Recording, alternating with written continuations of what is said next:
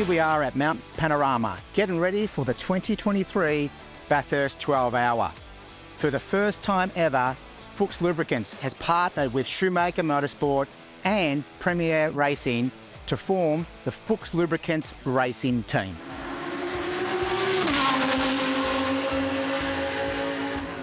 What we love about the Bathurst 12 Hour is the international brands that are attracted to Mount Panorama. German brands such as Audi, Mercedes-AMG, Porsche, BMW, and of course, yours truly, Fuchs Lubricants, with our origins being in Germany. And it's that German technology that's part of Fuchs Lubricants' DNA that brings us here to Mount Panorama for the Bathurst 12 Hour.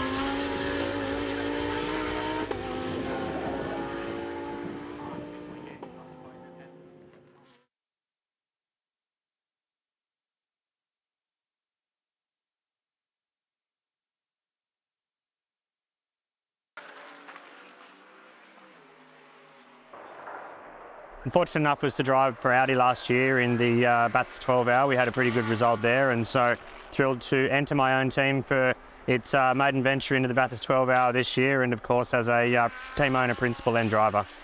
It can be a little tough, I won't lie. It is a lot to do to put a team together and run a Bathurst 12 Hour, so for me to manage all of that plus relax at the same time and concentrate on my driving is tough, so it's important that I get the dynamic right and switch off when I need to get in the car and perform well.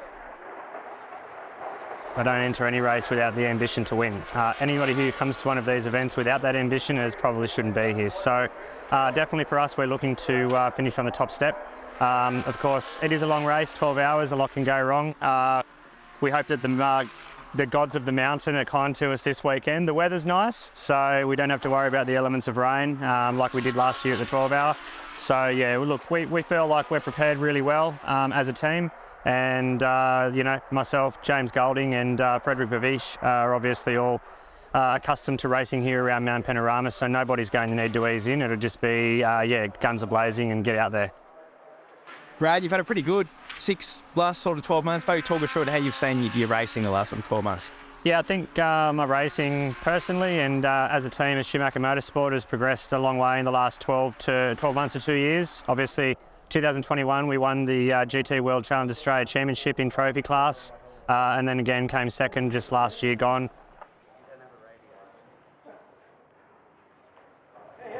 So we're changing that from a 9 to a 45. We're doing a 45 like that. Because of the narrow edge on the inside and the mechanic side, we can just put stuff in that little corner there. And it's going to have a nice sweep for the perfect. And the two TVs. And then the TVs are going toolbox in the middle with the screens. Yeah, we just have to run. We're just going to run some stays off the roof just to support this end for the TVs, which is what we done last time. You want one TV either side? Yeah, one either side. Yeah. The only thing I wonder is whether or not we could have actually pushed the wall hard against those poles up there. Yeah, well, I think, again, from like a corporate, you could shim it from a corporate sponsor or anything else to the back.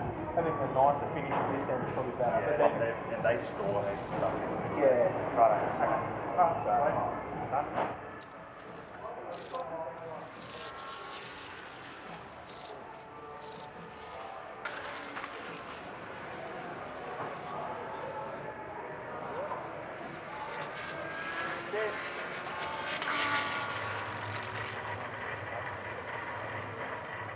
We're really fortunate here to have some good backers on board for us this year at the Bathurst 12 Hour, of course one being our major backing sponsor, Fuchs Lubricants. But it's really great to have some local businesses on board, supporters such as McDonald's in Bathurst and Orange on board, along with Reckless Brewing here in Bathurst, and of course Kelso Electrical based here in Bathurst as well. So for a Bathurst-centred team, with all these local sponsors on board, it really gets a good vibe going.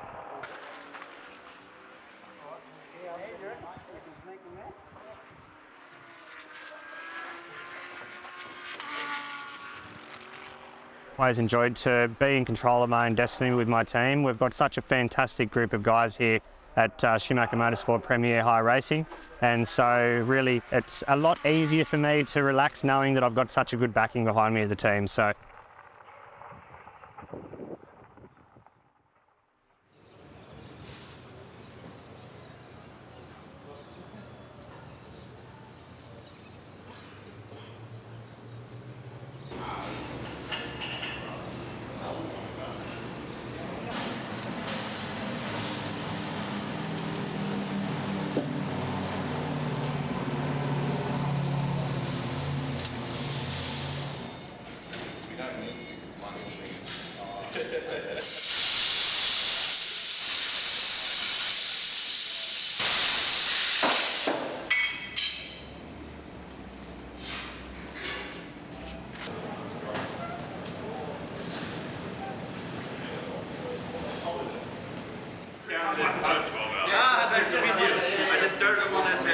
I'm not counting the year. Talk to me about that.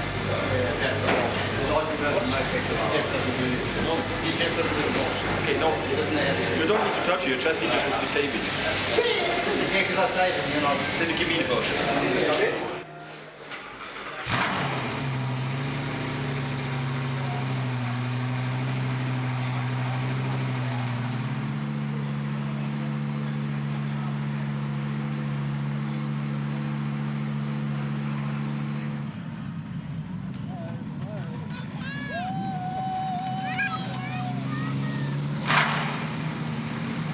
It's really great to see such a big crowd down here, and of course it's also great to have so many local people coming up and giving us well represent local sport.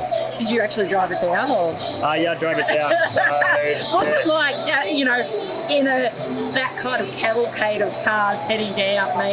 People talk about getting tingles when they get to the mount, but how about that drive down to the mount that is? Yeah, these cars actually aren't built to do this, so they struggle a little. And look after the clutch, we put the car into a gearbox emergency mode, and you meant to run the car off a clutch where you paddle on the steering wheel. It can be a little tough, so it's difficult to drive the car down in those conditions, but obviously it's a lifetime experience that you don't forget driving a GT3 car down the street to Bathurst with all the crowd on the sides. And parking up in front of here where normally you get a ticket if you park like that. Yeah, of course. Well, I mean, I guess you get a ticket anytime you're on the road with one of these things, but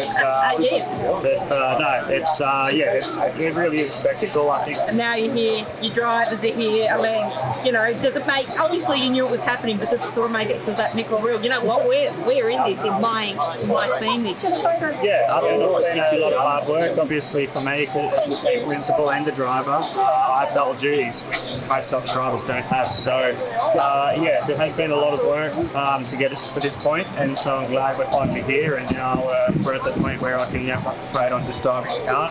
And it's so great now to have Frederick and Jimmy Golding here with us as well today.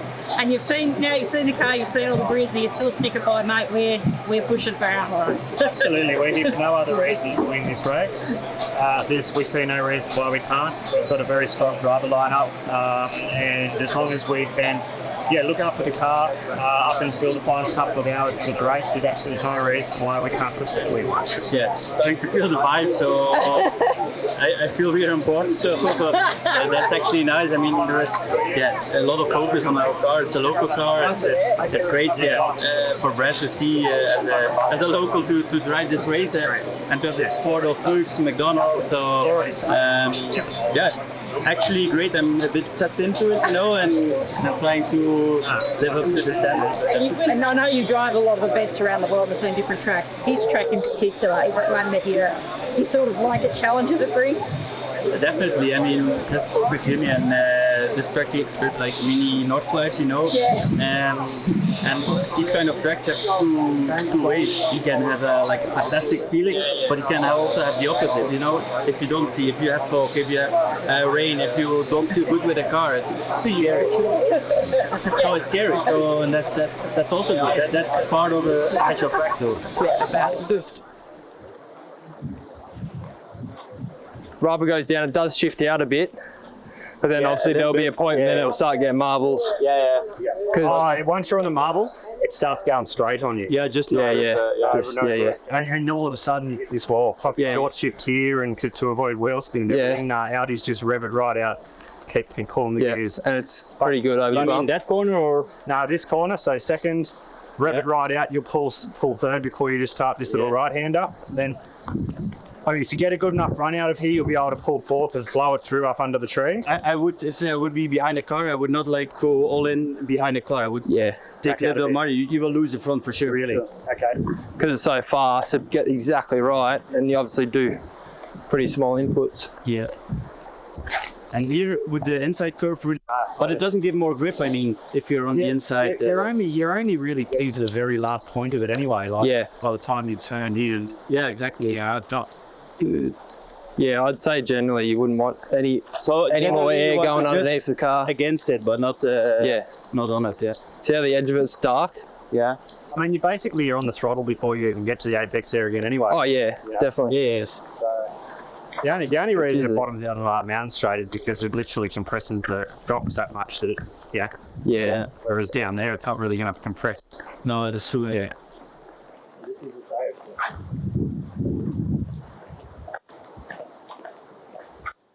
So the driver change you can do at any point in the pit stop. I find I'm trailing in for sure. Yeah. Yep. But you still want to be on the throttle before the I apex. find one of the hardest corners to get right.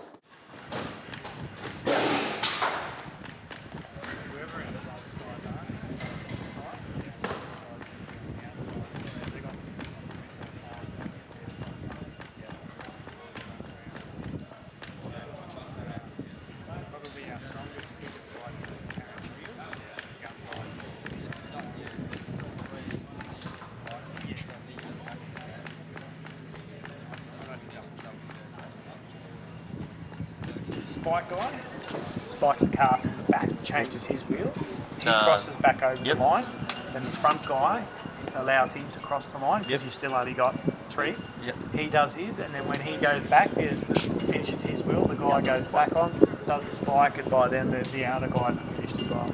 So these guys are just swapping, but you have to make sure one's across the line before the other comes out. That's it. And is that 4 or 3 people? 3 people, because you only got 3 people working, but you're effectively using 4 people.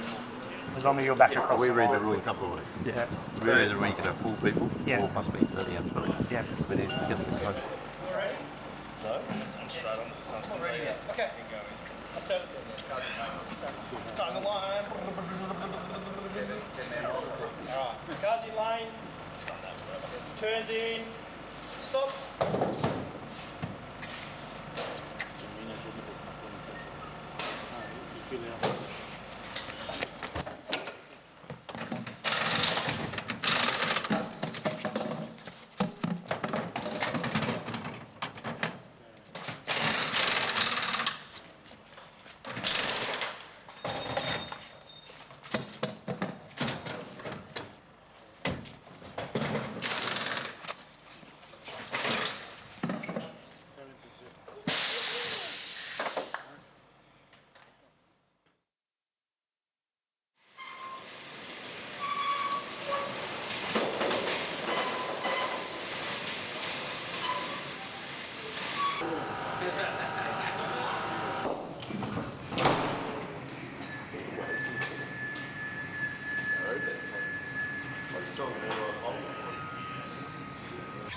It's such a long race. They've got the lucky dog. Anything that does happen, you just stop so if we're drawing it back. The cars do that. So if the pit stop now is just a bit of repetition, cars stay comfortable, and then start the speed or slow. Remember that big evolve throughout the weekend. We've got to keep practicing on. We can't just say stuff. No. I'm not saying. No, but we just. But I'm just saying, there's a few issues that we had yesterday. You just like, Yeah.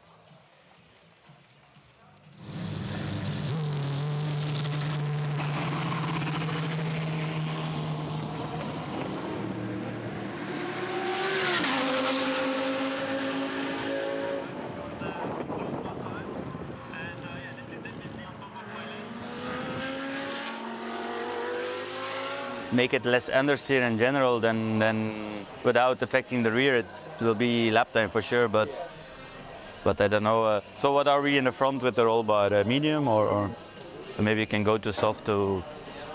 I think it's not an issue. Yeah. It's either medium soft on the rear, going hot side, or soft in front. Is that the typical trait of the Audi though? Sorry? Is that the typical trait of the Audi though? No, not really. I think it's. I mean, you definitely need to push hard to be. Yeah, you cannot. If everything is perfect, then mostly you're slow. So, I mean, you can feel good, but yeah. Yeah. But because then but if you're on that limit, it's quicker, but it's just more difficult and it's more risk. So it's always you have to see where you are in the race or.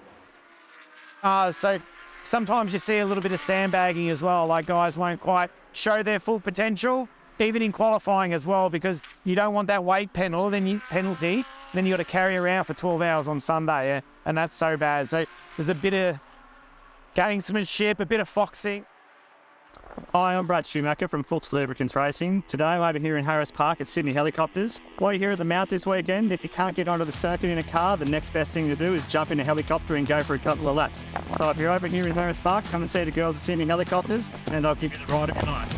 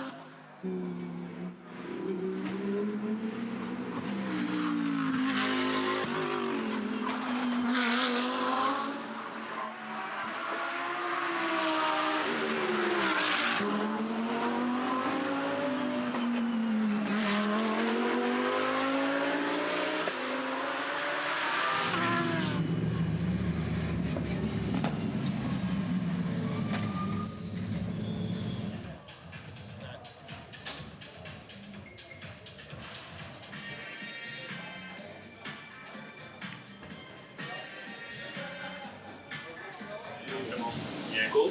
Okay. Then I will strap it in that if you go in that you cannot see the. Yeah, we'll tape it so it doesn't like that little side. Yeah. When you go in, sometimes it's a bit fluffy. 100%. So no, but last then okay. Perfect. It lays me back a little further than what I'd usually like, but I'm comfortable. So who cares? So I'll just keep it after you go. Okay, that's a deal. I have your input details. Pretty happy with how today's gone so far for my couple of sessions. Practice one, put into P2, just got pipped at the end by Valentino Rossi. Pretty cool actually to have Valentino pip me at the end, and really impressive lap from him for his first time at Mount Panorama. And then second session, just filled the car full of fuel, so it wasn't really in a state to be pushing fast for laps, but just simulating what I'll be doing through the race. Car felt really planted after able to just bleed a little pressure out of the tyres, and was able to just keep the thing consistent. So it feels like a good solid platform at the moment. Looking forward to Jimmy and Fred to jump in and see what they think, but I think we've got the car in a window now we can really work with. So looking forward to the next session and see how the boys go. Yeah, today was the first day that we hit the track at Bathurst, green track. The car was amazing straight away. We could finish P2, Brett as well finished P2, so actually a mega start. And yeah, we hope we can continue this way, and let's see each other on Sunday, top spot.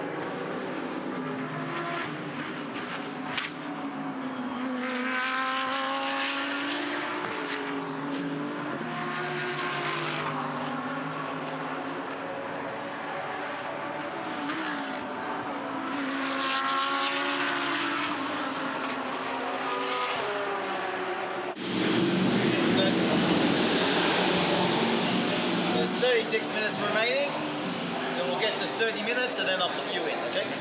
So you got about 3 laps.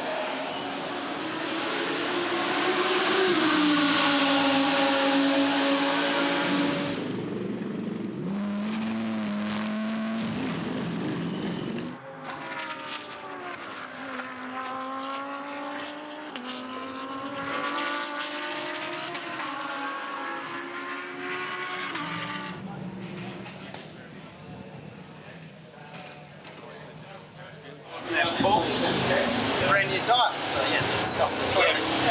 No, that's not.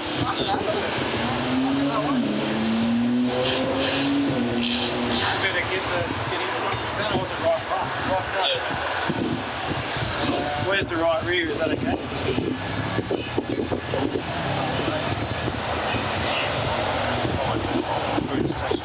Yeah, that's quite normal. Bodywork. The only thing we can do is that's normal. The rest of the bodywork looks okay on the right front. There's a tiny little mark on the bottom. It's not too bad. Obviously not hard. The steering's still straight. Are you touch it or you had a contact with another car? Just wheel. Ah, yeah. I've set the gap early for them. Good. If we can run it. Okay, yeah, that's also an option for the radio to do the outside. Yeah, right. Which we discussed yesterday. Yeah. We'll practice that tonight as well. Yeah. So maybe early in the morning, just a couple sets of first one, and then do change just like the outside. Yeah, maybe, yeah, that's a good idea. And then later in the day, in the box. What would you like from the car? What does it need? Yeah, this touching I didn't like so much, so maybe we can raise it slightly, everything a bit, I don't know, or is that a quick thing, or it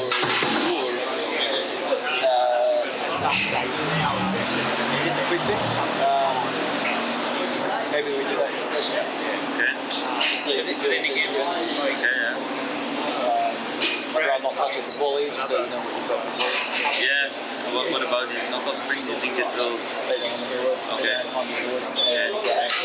the recommendation is back into the race because Yeah, for the race. we Okay. want them to race. Yeah. Thank you. Okay.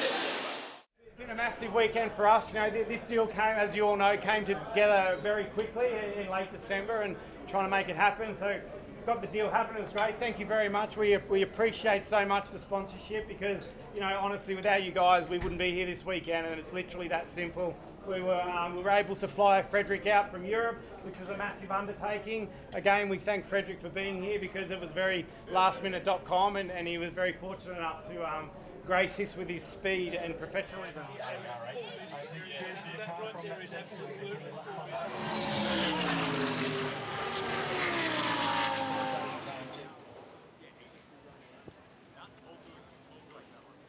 Yes, please.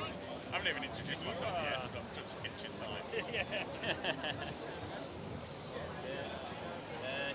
Oh yeah, wherever's more intimate. Okay. Massive day today for the team. The car was on track a lot. We cycled through a lot of various things with the car. We ran with fuel, high fuel load, light fuel load, used tyres, new tyres. All the drivers cycled through. It was a massive amount of things that we had to get through. We finally got it done. We did practice and qualifying, and we just missed out on the shootout, which was a shame, but it was a fantastic effort by the team and all the drivers and all the boys and girls involved. We managed to learn a few more things, tick off a few more items on the car that we needed to tick off, and then we'll prepare the car tonight and get ready for a nice early start tomorrow.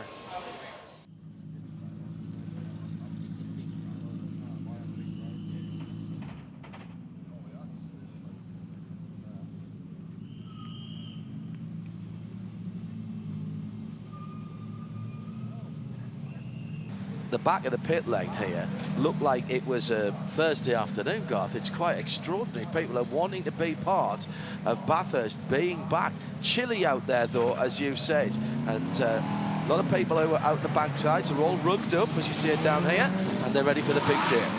Yes, certainly the coolest conditions that these cars will have run in and will run in, because we are expecting a very warm day here. I'm expecting 28 to 30 degrees once the sun creeps over the horizon. Just looking in the background, how good a shot is that? Cars warming up, sun coming to life. Crystal clear day here at Mount Panorama. Good day to go racing. Then hopefully we will get some long green flag runs and be able to see the relative performance of these cars. That's how cool it is here this morning, that the campers have That's just at the back of our commentary box, right right here. That's the press room, yeah. Everybody's clustered around it. Who's got the marshmallows? The interesting thing about that list of drivers you just rattled off, JH and Garth Tander, is that all the Australian drivers have gone, no, you Euros who did the Nürburgring 24-hour in Spa, you can start this thing.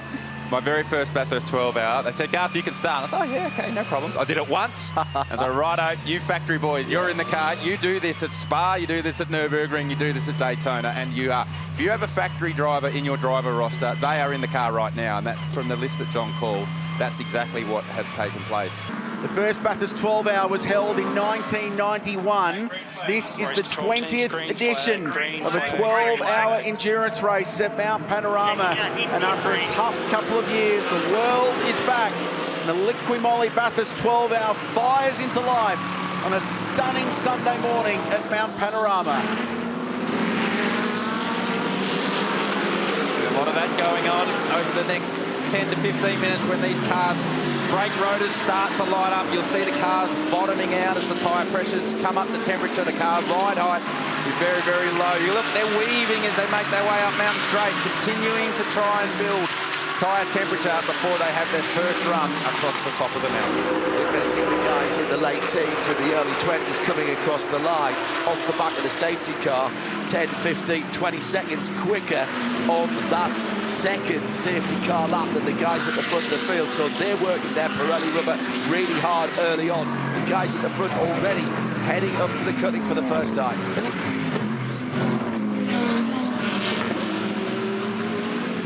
That's art, isn't it?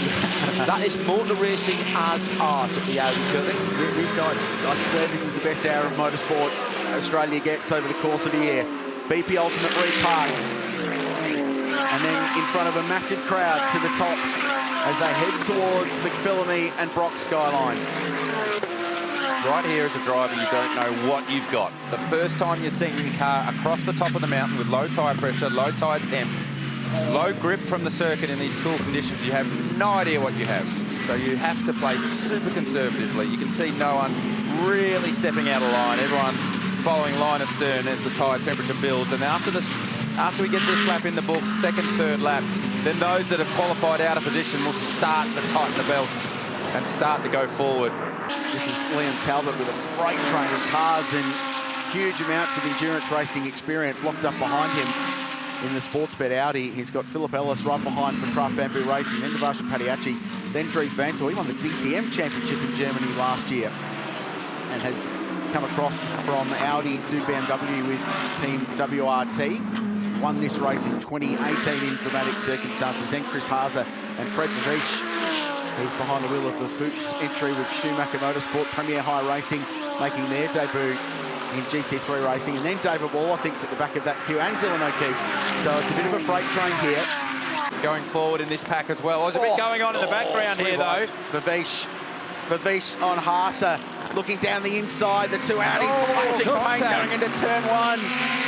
Too early for that, boys. And Ricardo Feller looking into this as well. 3 Audis involved in a bit of paint trading there. Oh my goodness. Well, the gloves are off now, aren't they? I mean, that's... We're starting to swing the haymakers, and we're barely half an hour into this race.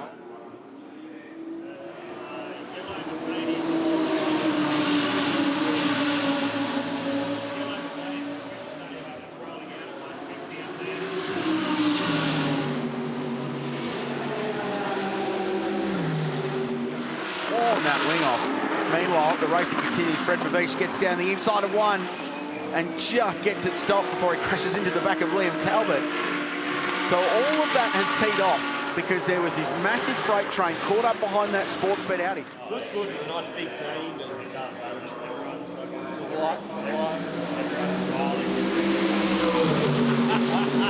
I don't smile with my team.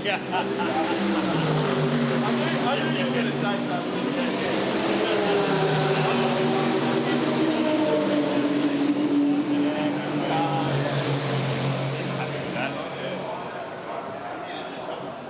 You can already see the marbles and the junk offline starting to form there. That'll be something we'll need to keep an eye on. Oh, Vervisch now having a look at the cutting. So I mentioned the word patience. That's gone out the window. We've used all that up. We're 35 minutes into it. Patience is up, is gone. He said the gloves were off. The only reason they were on was because it was so cold this morning. But from a racing point of view, they've thrown them away. I wonder if there would be any sense in Adam de Bore, who's engineering that 65 car. He works with Chaz Mostert in Supercars. He's getting on the radio and going, mate, we're going to end up in the fence with all these fast, experienced Europeans carving us up.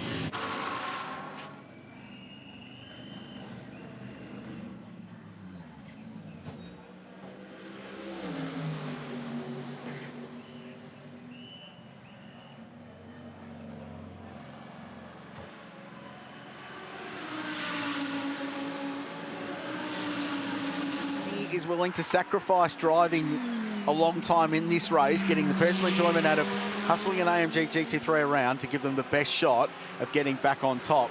So the theory is, and the point that Chad made so well, is that for the rest of the day, you could alternate between Jules Gounon and Lucas Stoles, two of the best GT drivers in the world, for the rest of this race, as soon as Kenny's got more than 40 minutes complete. So long as you can give them a 60 minutes in between. Yeah, you've got to have a gap. There's, right, there's got to have a gap. There's some windows there for maximum driver time and rest time that they need to manage. But they wouldn't be doing it if they didn't think they could do it. That's a good call. In has come the 55 Brad Schumacher car, the Fuchs Lubricants car.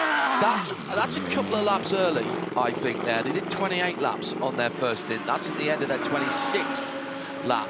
Yeah, he did 2 laps under safety car at the start, though.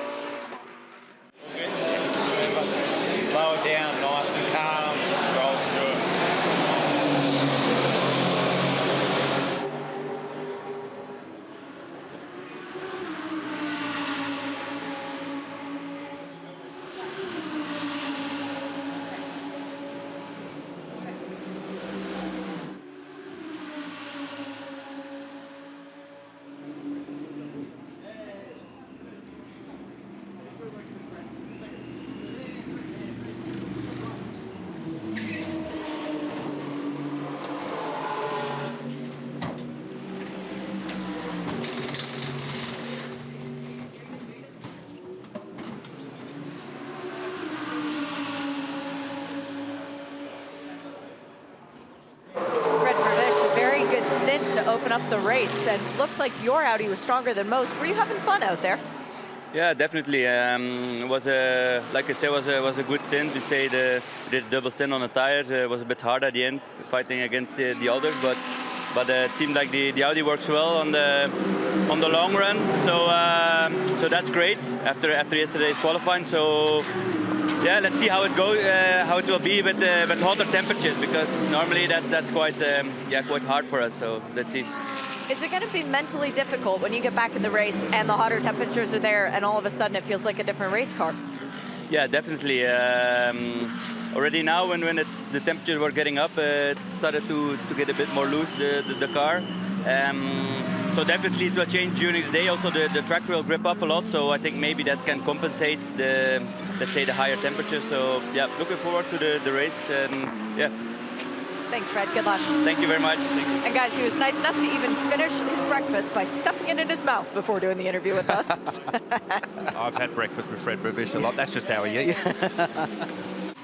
We just want to clear up some stuff around that restart, because we're a little bit confused and scratching our head about what was going on. Not necessarily with the wave around, but with these two cars in particular. Now, they were eligible for a wave around, but the radio on the Schumacher Motorsport car didn't get the call. So they're having radio issues. They didn't get the call. Race control has checked this time and time again, and they have cleared it. There's no issues with the restart whatsoever. So that's all clear, but there was just a missed radio call that hurt for car 55, and that it's cost them quite a lot of time, and now it's put them a lap down. Yeah, so they didn't go with the pack, the wave arounds. Exactly. So you're further up the road when the restart comes. So that radio, that missed radio call, yeah, I mean, we often talk about radios in endurance racing, what a critical part they play about communication, and just missing small little things like that can ruin your day, really ruin your day.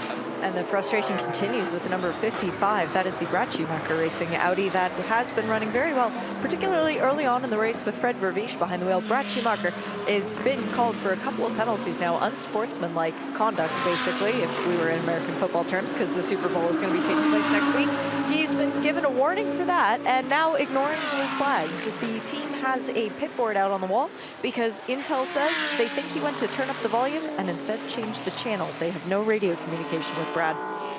Maybe he's listening to us on 103.9 around the circuit. There is a flag in the carb system here, Garth, and I do have some sympathy if you haven't got radio communications, but the list of drivers' excuses are being pared down nowadays because there's a system here that puts it right in front of the driver to mirror what's going on the track. Yeah, so in the car, there is actually a warning system, a light system, separate to the rev lights, or the shift lights that you see on the dash on the Gruppe M Mercedes, that will indicate either yellow flag, you're in a yellow flag sector, red flag should the circuit go red, or blue flags if you're being lapped. And those blue lights were flashing in the 55 car.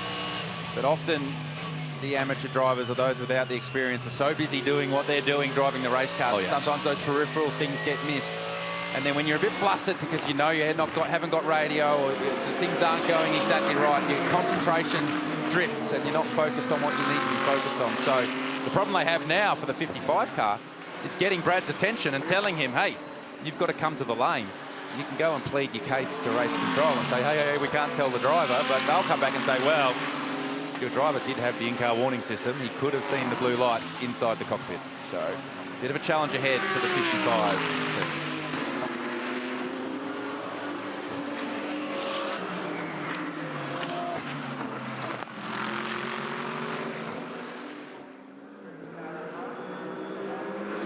In the lane. You don't have to he's thinking now, where's the... Oh, he's gone off. The car's gone off. The car... Where is he? Oh, no, he's rumbling down. There he is. There he goes. Just gone by you. It's behind you. Pantomime says, well finished now, isn't it? So this is... Well... So it doesn't really... Because this is effectively for a drive-through. You're not allowed to stop in your box. So what they could do here is fix the radio, get that fixed, send Brad on his way, but it doesn't 55. has a second penalty. Car 55 is a second penalty, which he's serving now. 2 minutes stop and go for failure to comply to black flags. Car 55 is still yet to serve the drive-through. They're going to get pinged again because the penalty will start from the moment the guy that was leaning in the driver's door stopped touching the car. It's a 2-minute stationary penalty and not allowed to touch the car, have to sit there. And the moment he came in, the door flew open, and I think someone's dived in to try and fix the radio. Yeah. Brad almost ran over his car controller as well. So he's asking now, why have you brought me in? Because it just said box. So he doesn't know. He probably thinks it's for the radio. They're running... excellent. Nick Damon will be so happy with this. Got the stopwatch out on the mobile phone, essential. But he's still going to have to attend to that and fulfill that drive-through penalty. And he's taking the second penalty first. Yes. And then he'll have to take still the first penalty and still do a drive-through. It all comes back to that communication issue, the radio not working. What they could have actually done is turned into a proper pit stop and added 2 minutes to the end of that pit stop. Yes. And then do a drive-through penalty where you can't work on the car. There's a bit of negotiating going on. Yeah, there is. Pit lane, I think it's the safest way to call it. Yeah, a bit of Sunday market trading going on there, gentlemen.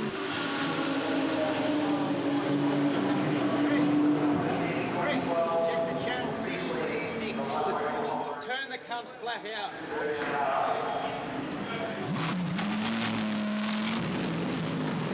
Just the radio without the water. Too loose. Is it? Was that fucking Tagani clip?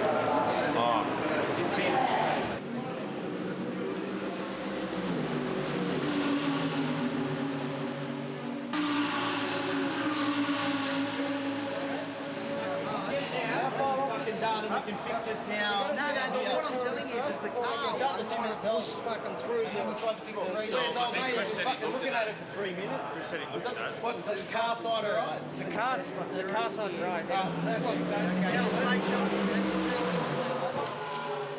Tell me what, it's because he's fucking not prepared with all this shit. Yeah. Just kill the driver. Just kill the driver. Don't stand in front of me, please.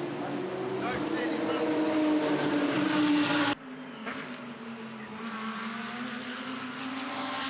Now, this is the frosting on the cake of the day that it has been for the 55 car. This is a drive-through penalty for Brad Schumacher. This is penalty part 2, having already served 2 minutes stationary. Oh, they're actually going to go and do a... They're going to do a driver change. Yeah, okay. How long's Brad been in the car? So Brad didn't even want to do the penalty. He's going to get out and... Did the crime, but not going to do the time. I think James Golding's going to have to serve his penalty for him. That's tough, isn't it? He's the boss, I suppose. This, a bit of a JV this weekend, a joint venture between Schumacher Motorsport, Brad's own team. This is his car, and Premier High Racing, who have burst onto the scene in circuit racing in recent times.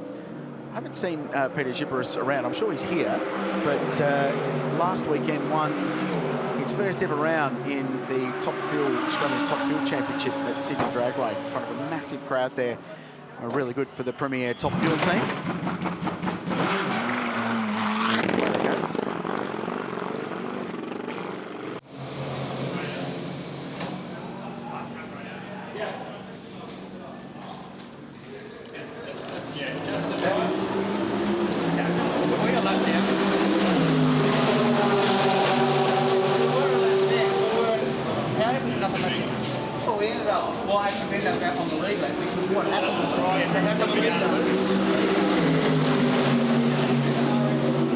Well, guys, I was going to jump in for a quick conversation with Brad Schumacher, but he's just gotten out of the 55 Audi. Very heated conversation with the officials about blue flags, and he's actually said no, not up for a conversation at the present time. It's very difficult for him at this point because the flashing blue on the screen, that does count as a blue flag in the minds of the officials. To him, not so much because he wasn't seeing the blue flags from any of the corner workers. But with this race, the blue flag in the car counts just the same.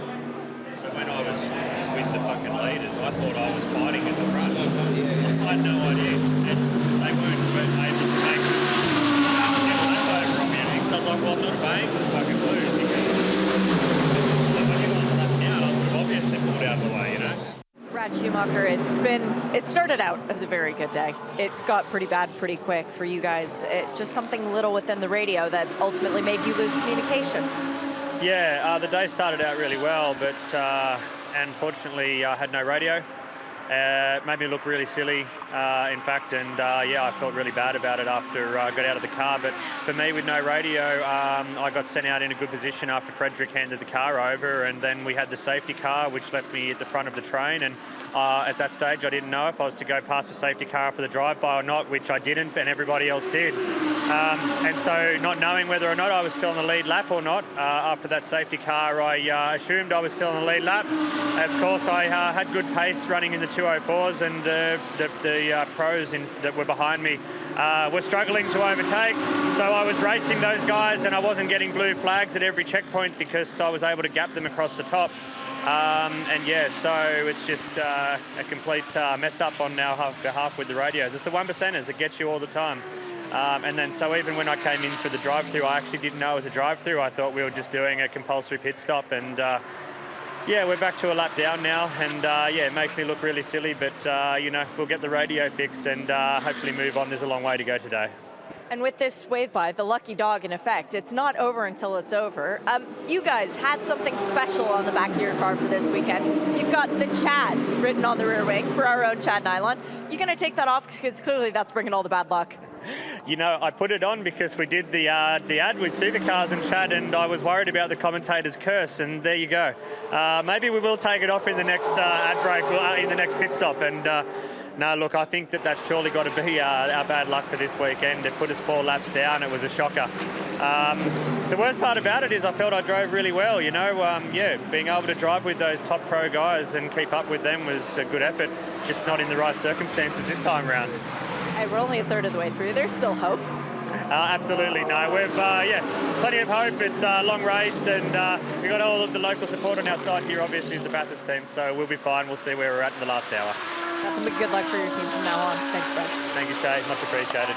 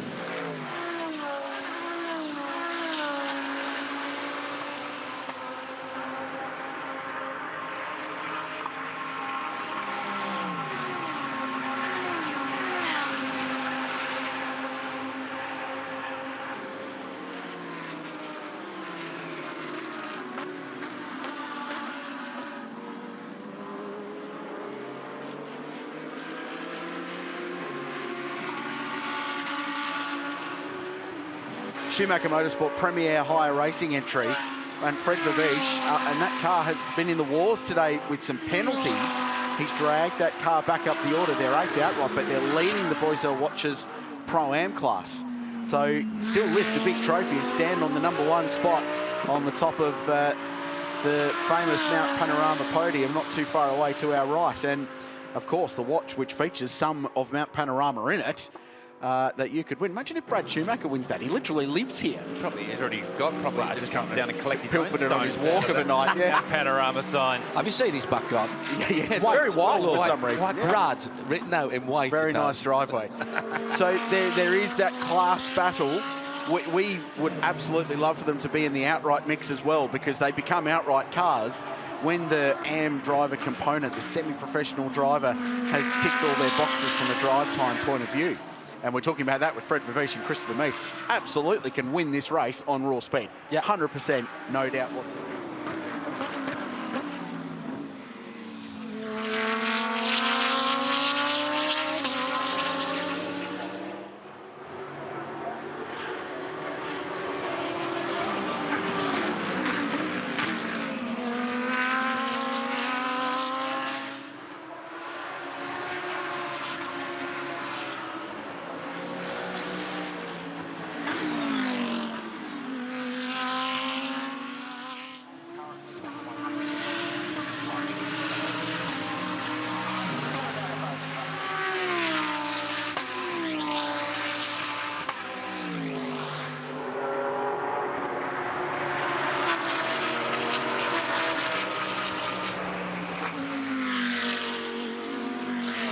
55.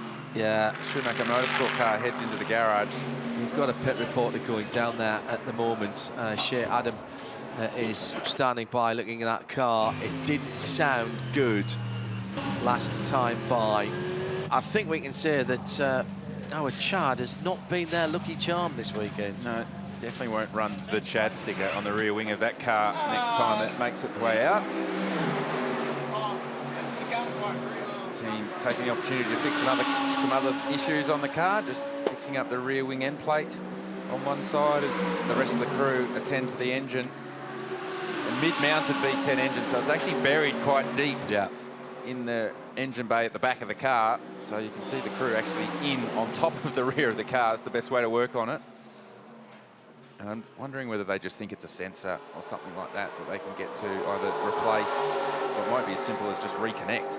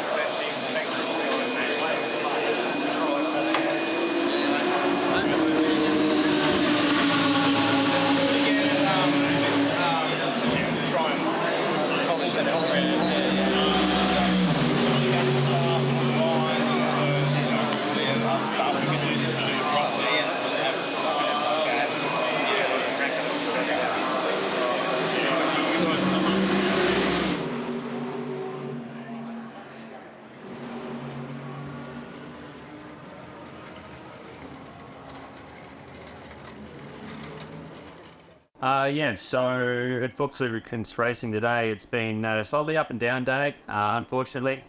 Yeah, a lot of time and effort we've put into this. To have a DNF is, yeah, a little bit disappointing and upsetting for all of us. But, you know, this is racing, and you've got to understand that this type of thing can happen. We aren't relying on mechanical parts to get us through the race. It's the first mechanical failure I've had in my career, which is, yeah, tough to take, but yeah, a life experience that I'll need to, yeah, move on with. But, yeah, all in all today, started off strong with Frederick in the car, and he headed over to me in a good position, and then I didn't have a radio in the car. There was a malfunction with my radio headpiece, and I wasn't able to get that work again, so I didn't know have any communication back to the engineer, and didn't know what to do when there was the next safety car. So I was second in the line for the safety car train, and then they gave the wave by to pick up the original leader, and I wasn't sure if I was to be waved by the safety car or not, so I chose to stay behind it, but I should have gone through, which effectively let all of the people behind us through and put us a lap back. And then, yeah, I did the safety car restart, and then after that, because I didn't have any communication, I didn't know whether I was still on a lead lap or not, and the leaders had come back around, and I was ahead of them getting the blue flag, but because I thought I was still on the lead lap, I disobeyed this, and it yeah, ultimately cost us a drive-through penalty with a stationary stop, and so yeah, that was really bad from me, and yeah, something that wasn't great, but putting us back a few laps then, but of course the radio was the problem, and so yeah, we had to pick ourselves up from that, move on, and we did really well after that through the day to claw ourselves back to the lead lap, and in particular Frederick did an amazing job, yeah, clawing back a lot of that time, as well as Jimmy, and then yeah, we were looking in a good position on the lead lap, and in the class lead actually for the Pro-Am at that stage when I jumped back into the car, and I only had 43 minutes remaining for my stint. Then we were going to put Jimmy back in and then double stint Frederick at the end, which was looking very promising, but unfortunately we've had a mechanical failure. It seems we've either had it's lost a cylinder, so from what we can tell it's either going to be an injector or a valve spring, something so minor that caused this such a major, being the DNF at the end. So yeah, a little bit sad for everybody, in particular for us drivers, our team that's worked really hard. We're sorry to our sponsors, Fuchs Lubricants Racing. They've been fantastic to us over this whole weekend. Of course, McDonald's, Bathurst and Orange, and also Reckless Brewing, Kelso Electrical, and Sydney Helicopters. Sorry we couldn't give you guys all the result that we would have liked to, but there's always next year, so we'll pick ourselves up and get on with it, and hopefully we'll see you again in 2024. Bye.